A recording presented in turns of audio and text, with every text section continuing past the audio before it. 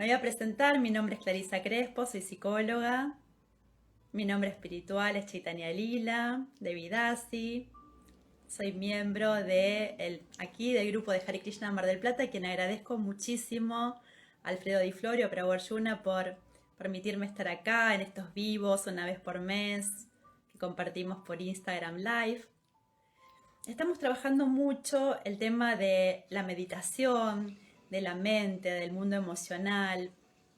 Y hoy vamos a hablar justamente del tema del mes que hoy termina, porque todos los meses, dentro del grupo de estudio de Hare Krishna Mar del Plata y también las clases de los sábados que compartimos en Espacio Govinda, donde también, además de las clases, están los cantos de mantras, una merienda vegana para compartir, estudiamos un tema diferente.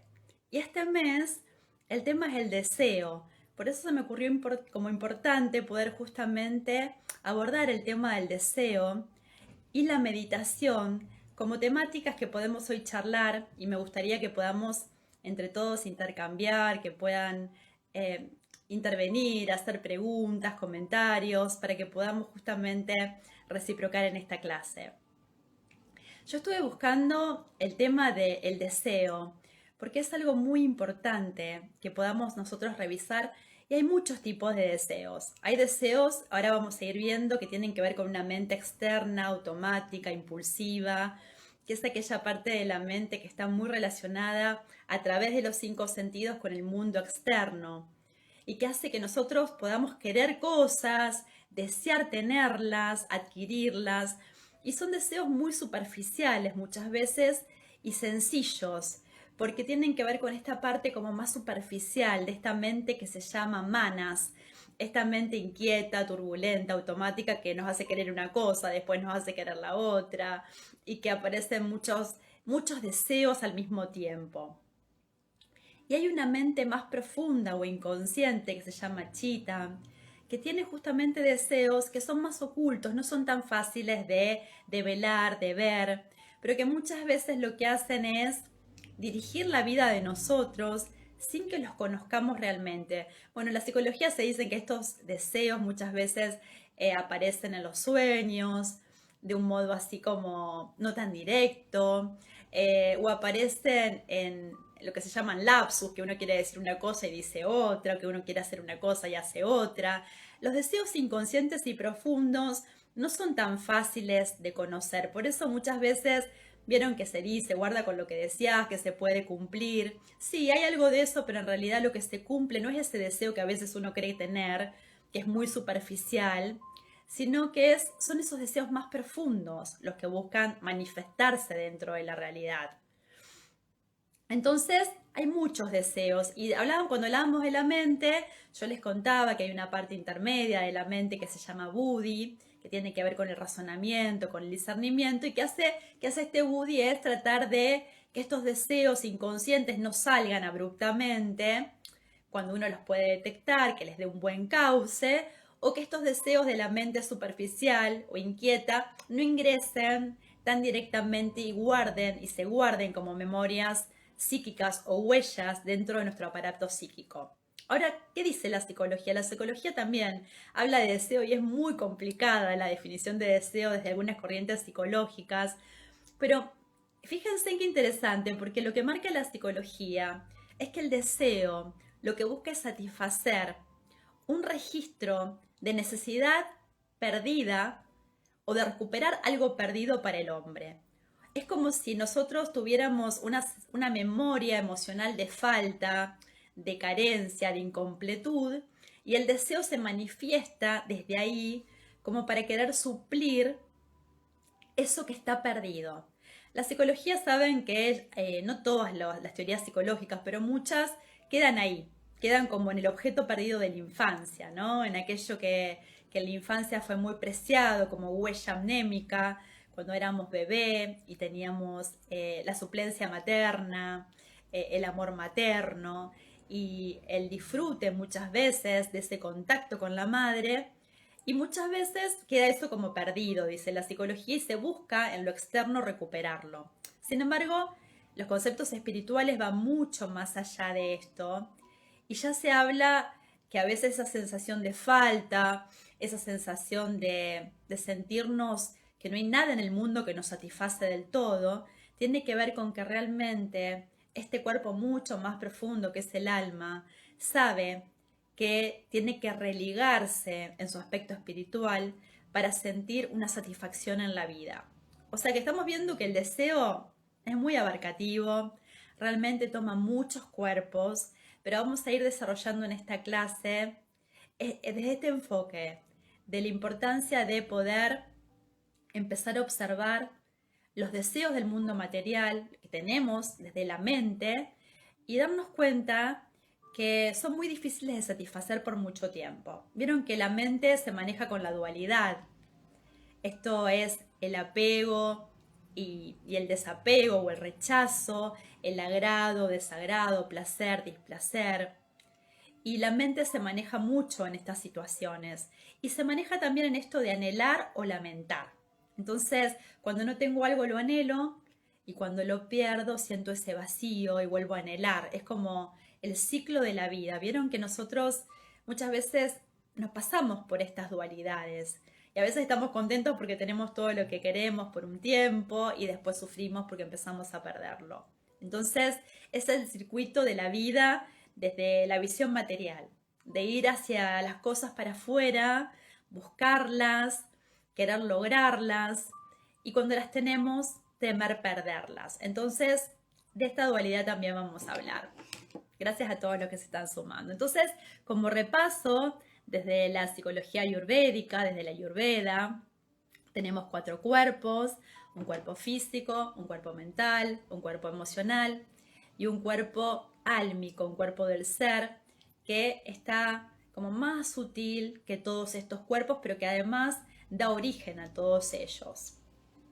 Y entonces, como repaso de lo que dijimos hasta recién para los que se están sumando, tenemos deseos en todos los cuerpos, tenemos deseos en la parte como más superficial de la mente, esos deseos que irrumpen, que aparecen, que quieren ser cumplidos, esa mente que va para un lado y para el otro y que nunca se sacia. Tenemos deseos inconscientes y profundos que no se conocen de un modo natural o directo, que los podemos ver en ciertas expresiones, como dice la psicología, a través de los sueños, a través de los lapsus, de los actos fallidos. O sea, ese deseo del que se dice que se va a cumplir no es tan fácil de conocer y no es el que la mente cree muchas veces. A veces la mente cree que quiere cosas, pero no. El deseo más profundo va por otro lado. Y también dentro de la construcción mental desde la Ayurveda, se habla de las 3 modalidades de la naturaleza material o que se llaman gunas. Las gunas son sogas, ataduras que nos ligan a este mundo. Y había tres sogas, 3 modalidades. Una es tamas, que significa oscuridad, rayas, que significa pasión, y sattvaguna, que significa bondad.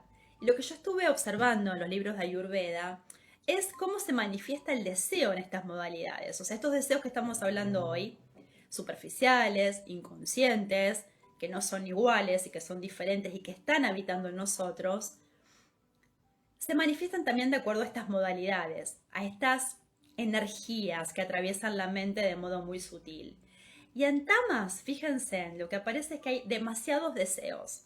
¿Por qué? Porque hay una fuerte identificación con el cuerpo material, con el ego dentro de la estructura psíquica como personalidad, como el aspecto más burdo de la mente, que dice la Ayurveda como que tiene más construcción de tierra, ¿no? Porque está arraigado, es fuerte, es grande, tiene mucha designación material, mucha identificación con la materia. Entonces, cuando uno está posado en este lugar, hay demasiados deseos.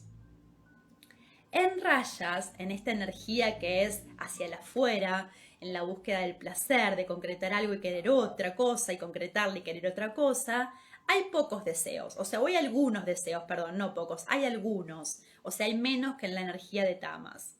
Y en sattva, en esta energía enfocada de pureza, de claridad, hay pocos deseos. Lo que yo observaba, que por qué se dice que en el camino espiritual uno trasciende las modalidades cuando realmente seguimos un proceso espiritual que nos lleva a esta trascendencia, que nos enseña que no solamente es importante estar en esta modalidad de la bondad, sino también trascenderla, porque los deseos también están en Sattva Guna. El deseo de ayudar a otros y sentirme, bueno, dice mi maestro espiritual, un bien queriente de los demás, sentir que uno está ayudando, que uno es bueno, que uno es una persona que se siente espiritual porque está haciendo cosas por los demás.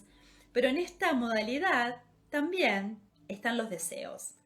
Los deseos que tienen que ver con esto de sentirnos de alguna manera que estamos controlando situaciones, aunque sean positivas, aunque sean saludables, aunque sean agradables.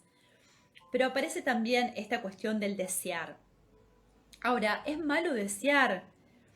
El deseo lo que hace es justamente atarnos a este mundo. Estos deseos, ¿no? No estamos hablando de los deseos espirituales, estamos hablando de los deseos que tienen que ver con las modalidades. Son deseos que nos atan, porque cuando cumplimos un deseo que es bueno, que es positivo, que es amoroso, que es saludable, va a venir una reacción que tiene que ver con eso, o sea, se nos va de alguna manera a devolver eso que dimos. Entonces, de alguna manera quedamos como en este ciclo de nacimientos, experiencias y muertes una y otra vez, sin poder liberarnos del todo de estas experiencias. Entonces el deseo, ¿por qué? Porque cuando uno desea fuertemente algo, de alguna manera va a pasar a la emoción, va a pasar al pensamiento y desde ahí va a pasar a la acción. Entonces nos va a ir encadenando a este mundo material.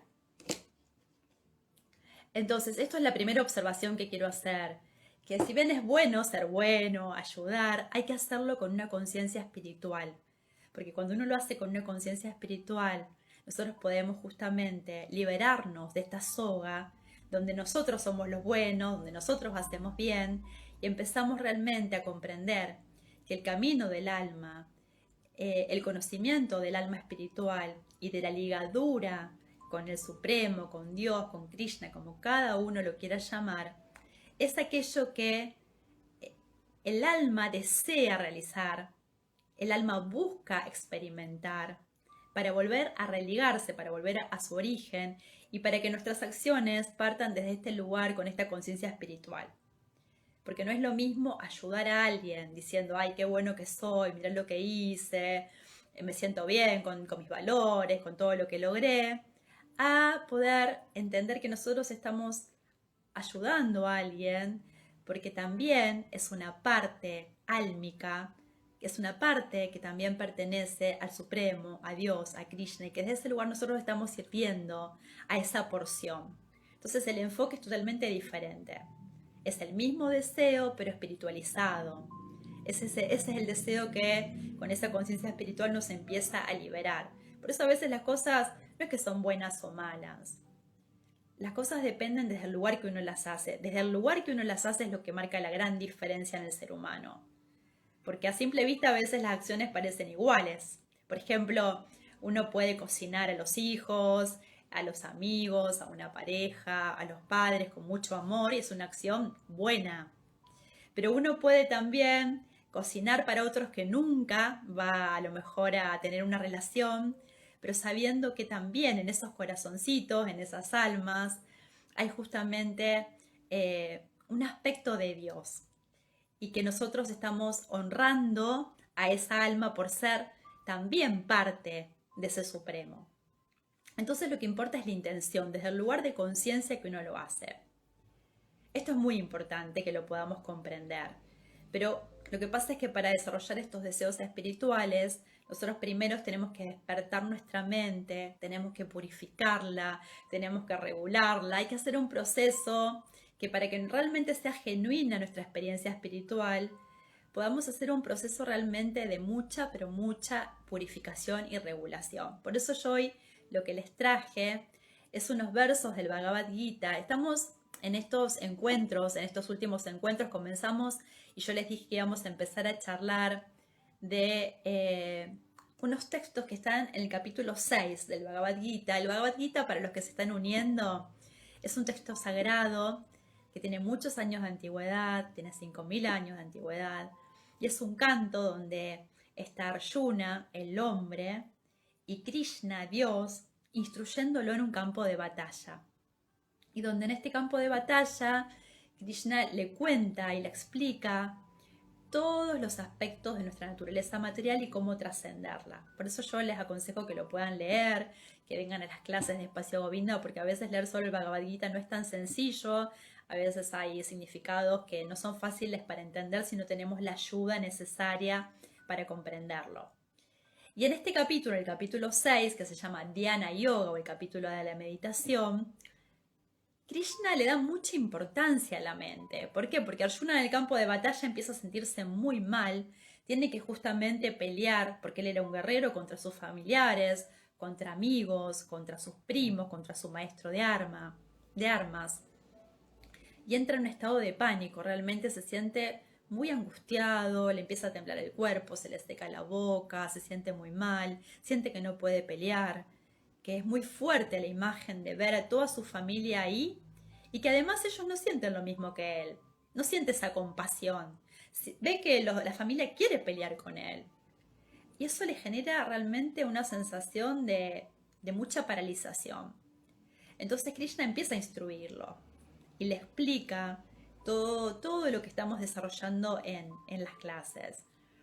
Y fíjense en que Krishna le da mucha importancia a la mente, porque a veces uno dice, bueno, no, la mente, no hay que darle importancia, hay que trascenderla, son pensamientos, pero la mente cuando no está de alguna manera purificada, cuando no está la mente eh, observada, conocida, nos puede jugar muchas malas pasadas. De hecho, la mayoría de los sufrimientos humanos tienen que ver con una mente que no se despierta, con una mente que no llega a conocer exactamente las cosas como son. Entonces sufrimos mucho. Y yo lo veo mucho en las consultas y en mi vida también. Cuando yo sufro mucho, o estoy angustiada, o estoy muy nerviosa, tiene que ver con que la mente justamente no está en el lugar que tiene que estar. Se le torna mucha importancia, se pone realmente muy tumultuosa, muy revoltosa y como dice Arjuna en el Bhagavad Gita, es más difícil que controlar el viento. Entonces cuando le dice esto a Arjuna a Krishna, Krishna habla de la mente. Entonces les voy a leer estos aspectos de la mente que Krishna nos instruye en el Bhagavad Gita para que podamos empezar a comprender. Y el Bhagavad Gita 6.5, con traducción y significados dados por Srila Prabhupada, quien es quien trajo este movimiento occidente, dice así: uno debe liberarse con la ayuda de la mente y no degradarse. La mente es la amiga del alma condicionada, así como también su enemiga. Acá estamos viendo esto que les decía, ¿no? En los momentos de mucha turbulencia mental, de mucha confusión, la mente se transforma en nuestra enemiga. Sin embargo, también la mente puede estar en nuestro favor, puede ser parte de nuestro proceso espiritual, ayudarnos a que el ego, este personaje que se cree todas las designaciones, pueda mirar hacia el alma y pueda realmente empezar un proceso también de espiritualidad. Les voy a leer el significado y dice así: en la existencia material, uno está supeditado a la influencia de la mente y los sentidos. Esto que yo les decía, nosotros tenemos una mente, tenemos 5 sentidos que se apegan al mundo, que nos hacen creer que este mundo es lo permanente y que nos apegamos mucho a todos estos objetos de los sentidos y sufrimos cuando nos frustramos cuando no podemos tenerlos. En efecto, el alma pura está enredada en el mundo material, porque la mente está enredada con el ego falso, el cual desea enseñorearse de la naturaleza material. Entonces el alma, esto que estamos hablando, el ser, está enredado porque, ¿por qué está enredado? Porque la mente está enredada con este ego que justamente está muy apegado al mundo material. Por lo tanto, a la mente se le debe adiestrar de modo tal que no se vea atraída por el brillo de la naturaleza material y de esa manera se pueda salvar al alma condicionada. Uno no debe degradarse por la atracción hacia los objetos de los sentidos. Cuanto más lo atraigan a uno los objetos de los sentidos, más se enreda uno en la existencia material. La mejor manera de desenredarse consiste en ocupar siempre la mente en el proceso de conciencia de Krishna. Acá lo que estamos viendo es que en realidad la mente hay que utilizarla. No se puede no utilizar la mente.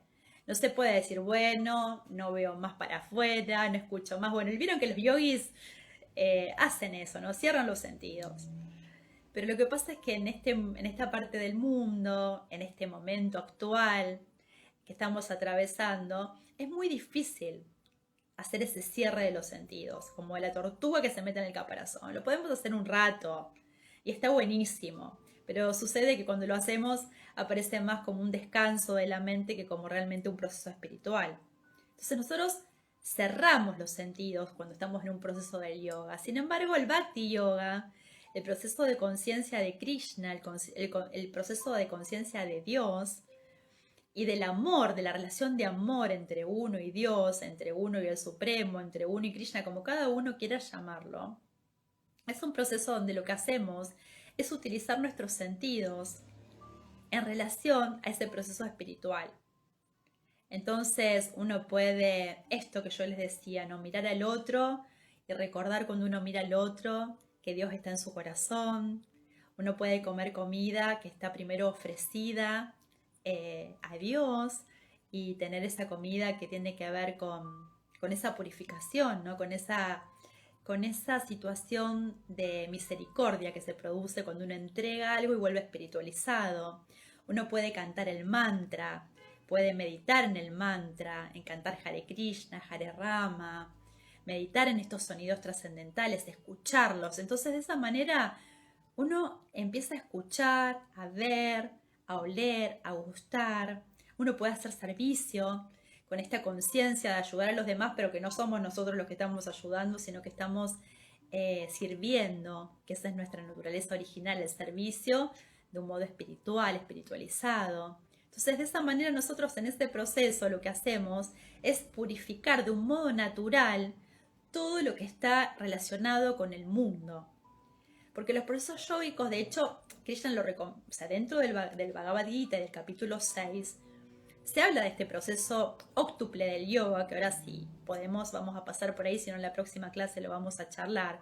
O sea, Krishna reconoce el proceso yógico como un proceso del óctuple, de los óctuples pasos, de la Ashtanga, como un proceso fidedigno. Lo que pasa es que es un proceso difícil de sostener diariamente, todo el tiempo, porque nosotros estamos muy conectados con el mundo material y con mucha acción en esta parte del mundo. Entonces, nosotros necesitamos un proceso que sea más práctico, que no tengamos que retirarnos para tener un proceso espiritual, ni cerrar los sentidos para tener un proceso espiritual. Nosotros podemos hacerlo en este cambio de la conciencia que se da a través del servicio devocional o el servicio o del Bhakti Yoga, como quieran llamarlo, donde hay una relación de amor con el Supremo, de amor con Dios, y donde todo empieza a modificarse a través de esta concepción y esta relación. Entonces, hay otra pregunta que yo me hice cuando estaba preparando la clase, y es, ¿qué hacemos con tantos deseos en la mente? Mientras nosotros hacemos este proceso de purificación de los sentidos, donde empezamos a conectarnos más con el alma espiritual, en esta relación con Dios, ¿es necesario purificar la mente? ¿Es necesario regularla? ¿Cómo se hace? ¿Es necesario hacerlo? Esto es lo que yo me preguntaba. Y el verso que sigue responde sobre esto en el Bhagavad Gita y dice así, Bhagavad Gita 6.6, traducción. Para aquel que ha conquistado la mente, este es el mejor de los amigos, pero para aquel que no lo ha hecho, la mente permanecerá como su peor enemigo. Entonces acá se habla de conquistar la mente. Fíjense en que Krishna insiste en esto de que la mente puede ser la mejor amiga, puede ser la peor enemiga. O sea, Krishna está insistiendo sobre esto. Pero acá dice aquel que ha conquistado la mente. Ahora, ¿cómo se conquista la mente? Esa es una pregunta que yo también me hice y les voy a leer unas partes del significado, donde se habla justamente de este proceso óctuple del yoga que hoy los estoy contando, que tiene que ver con los pasos de la Ashtanga, que ahora si tenemos tiempo vamos a hablar un poquito de eso también. Escuchen. El propósito de practicar el yoga óctuple es el de controlar la mente, a fin de que se vuelva una amiga en el desempeño de la misión humana. A menos que se controle la mente, la práctica del yoga es simplemente una pérdida de tiempo. Fíjense en lo que está diciendo acá Srila Prabhupada, que el yoga, o sea, practicar asanas, posturas, ejercicios respiratorios o pranayamas, si no se hacen con el fin de controlar la mente o de conquistarla, para Prabhupada es una pérdida de tiempo. Porque justamente no nos lleva a un proceso espiritual. Puede ser una gimnasia, puede ser una acrobacia, hacer posturas muy difíciles, pero no llega a ser un proceso espiritual. El proceso espiritual tiene que ver cuando uno realiza esta práctica para conquistar la mente. Por eso les decía que en esta parte del mundo y en este momento actual, global, mundial, es bastante difícil hacerlo de esta manera. Aquel que no puede controlar la mente vive siempre con el peor enemigo y por ello se malogran su vida y la misión de ésta. La entidad viviente tiene la posición constitucional de tener que ejecutar las órdenes de un superior. Mientras la mente permanezca como un enemigo no conquistado, uno tiene que obedecer los dictados de la lujuria, los deseos, la iria, la avaricia, la ilusión, etc. O sea, cuando nosotros no despertamos el intelecto, el buddhi, cuando nosotros no despertamos esta conciencia espiritual donde el ego mira hacia el alma en vez de mirar hacia afuera, justamente la mente nos malogra la vida, nos pierde en la vida, porque nos saca de las cuestiones más importantes, de la autorrealización, de poder brindar lo que vinimos a dar, nuestro propósito personal, y nos perdemos en las vicisitudes del mundo, ¿no? Nos perdemos en lo chiquito del mundo. Pero cuando se conquista la mente, uno accede a acatar los mandatos de la personalidad de Dios, dice Prabhupada. ¿Por qué? Porque cuando uno empieza a estar conectado con el alma, nosotros podemos conectarnos con esa voz interna que está de Dios en el corazón, de Krishna en el corazón, que se llama Paramatma. El proceso del yogi es un proceso donde justamente cuando controla la mente, logra conectar con esa voz interna y de alguna manera conecta con lo que tiene que hacer, con su deber, con su propósito personal. Es como que escucha esa voz que está en nuestro interior. Pero luego de una gran purificación mental uno puede lograr semejante conexión. No es algo que podemos hacer fácilmente, pero el yogi, de mucho trabajo interno y con estos objetivos de práctica, logra conectar con Dios en el corazón, con esas voces internas profundas que están adentro de uno, pero que nosotros no nos es tan fácil llegar a ese lugar y poder escuchar esas voces.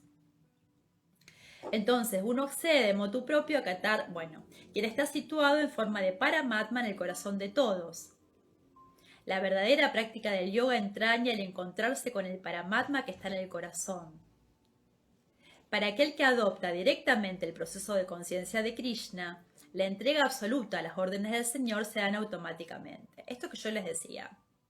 Que hay dos procesos que se hablan en el Bhagavad Gita. Uno es el proceso del yogi, donde busca a Dios en el corazón, y hay un proceso que es más práctico, que tiene más que ver con lo que nosotros podemos hacer en este momento de nuestras vidas, que es esta relación del bhakti, del amor con el Supremo, de un modo directo, donde no precisamos ni apartarnos ni hacer todo este proceso tan difícil de purificación para poder llegar como esa voz interna. Cuando nosotros hacemos servicio, cuando nosotros cantamos el mantra, cuando nosotros purificamos los sentidos, ya estamos directamente relacionados. No tenemos que hacer todo ese trabajo. Pero bueno, es un trabajo, eso también no es un camino fidedigno también, de hecho está descrito en el Bhagavad Gita, solamente que no se recomienda para nuestra era. Lo que sí yo puedo observar, y vamos a seguir la próxima clase con esto, es que tanto en el camino del Ashtanga Yoga, de los 8 pasos. ¿Cuáles son los 8 pasos? Yo se los voy a contar porque por ahí algunos de ustedes no lo conocen. Inclusive a veces uno va a practicar yoga y no nos cuentan que el proceso de yoga no es solamente una clase donde uno hace un poco de ejercicio, respira y se relaja. El proceso del Ashtanga Yoga comienza con lo que son yamas y niyamas.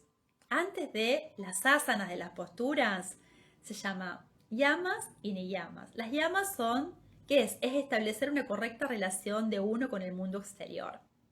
Y para eso hay conductas, que la Ayurveda también propone como una de las terapias, digamos, fundamentales de la Ayurveda, una de las patas de salud son las conductas.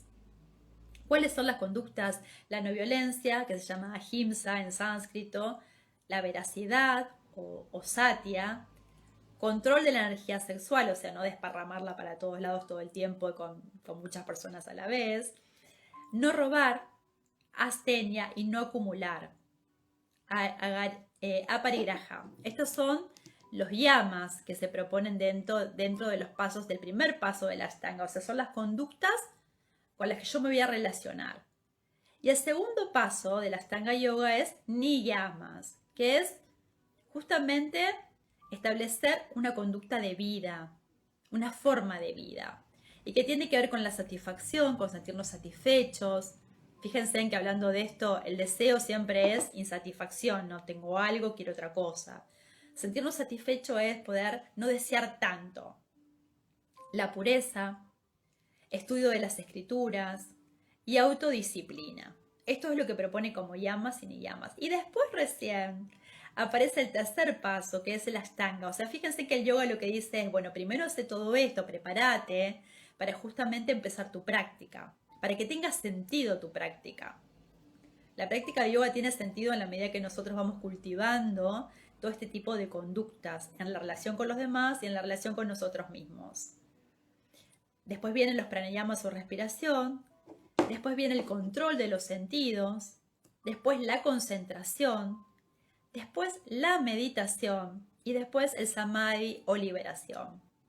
O sea, lo que yo estuve observando que tanto en este método yógico, donde nosotros podemos alcanzar los estados meditativos profundos y la liberación también, dentro de los pasos de la Ashtanga, tanto como en el Bhakti Yoga, en este proceso directo de relación práctica con Dios y de purificación, también se propone dentro del Bhakti que nosotros tenemos que poner ciertos límites a los deseos, porque es importante la regulación de la mente para que justamente deje de ligarnos tanto al mundo externo y podamos nosotros desarrollar esta mirada hacia el interior, esta mirada y esta búsqueda hacia el alma.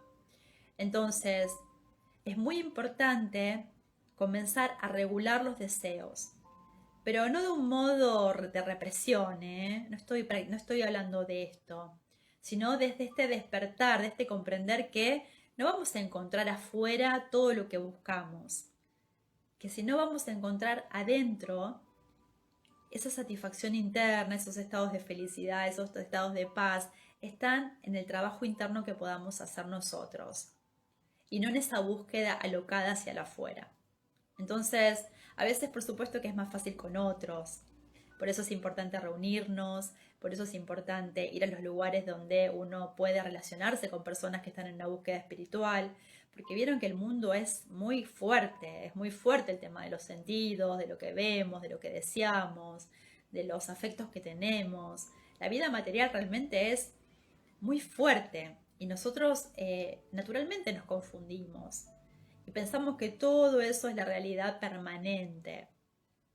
Para desenredarnos tenemos que ir hacia adentro, tenemos que practicar, tenemos que regular los sentidos, purificar la mente, transformarla en nuestra amiga. Pero la mente se transforma en nuestra amiga no cuando repetimos pensamientos positivos, sino cuando justamente la mente empieza a trabajar en función del alma.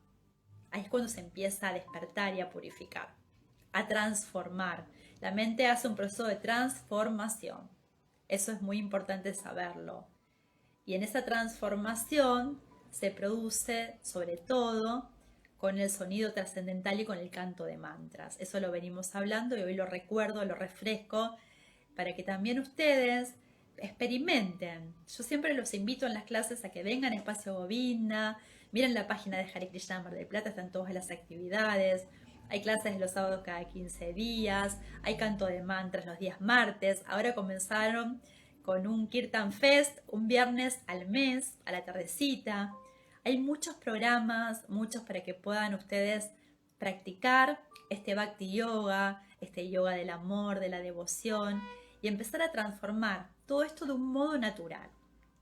Así que bueno, quería preguntarles si hay alguna inquietud, alguna duda, algún comentario. Me quedo unos segunditos, eh, a ver si quieren compartir algo conmigo.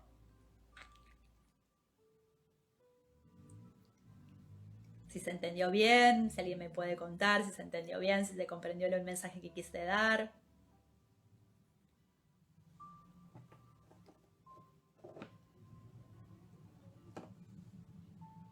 Bueno, veo que no hay ningún comentario por ahora, así que les agradezco muchísimo que hayan participado de este vivo. Agradezco a los que van a escuchar después, pueden dejar comentarios, yo los voy a leer y si están mis posibilidades los voy a responder. Bueno, muchas gracias. Nos encontramos entonces seguramente el mes próximo con algún otro tema para que podamos seguir compartiendo. Hare Krishna, gracias a todos.